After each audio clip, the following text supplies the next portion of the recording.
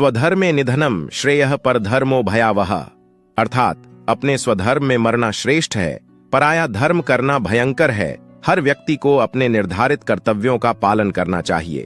हे पार्थ, समर्थन और संयम की आवश्यकता है कि हमें अपने आत्म विकास के लिए समर्थन और संयम बनाए रखना आवश्यक है।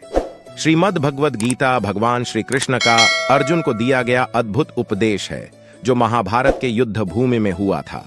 यह उपदेश योग, भक्ति और कर्म मार्ग की महत्वपूर्ण बातें सिखाता है। भगवान श्री कृष्ण जी कहते हैं, हे अर्जुन, तुम क्यों रोते हो? जो आज तुम्हारा है कल किसी और का होगा, क्योंकि परिवर्तन ही संसार का नियम है। गीता में श्री कृष्ण जी ने अर्जुन को दिया है ज्ञान की व्यक्ति जन्म से नहीं अपने कर्म से महान होता है। गीता के उपदेश ने यह सिद्ध किया कि धर्म, योग, भक्ति और कर्म को संतुलित रूप से अपने जीवन में शामिल करके मनुष्य अपने उद्देश्यों की प्राप्ति में सफल हो सकता है।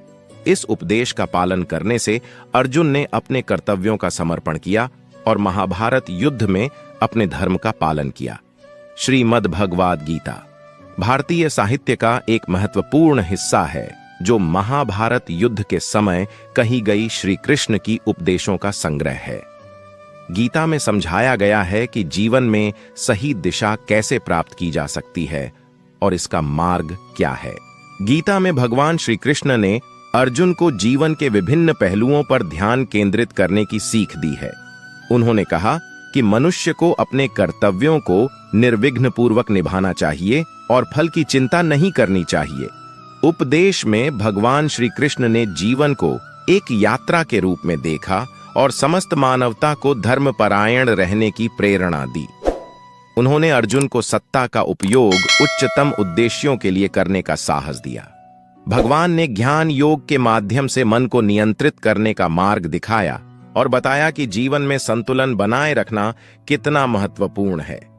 कर्म योग के सिद्धांतों के माध्यम से भगवान श्री कृष्ण ने यह सिखाया कि कर्म करना आवश्यक है, लेकिन फल की आसक्ति नहीं रखनी चाहिए।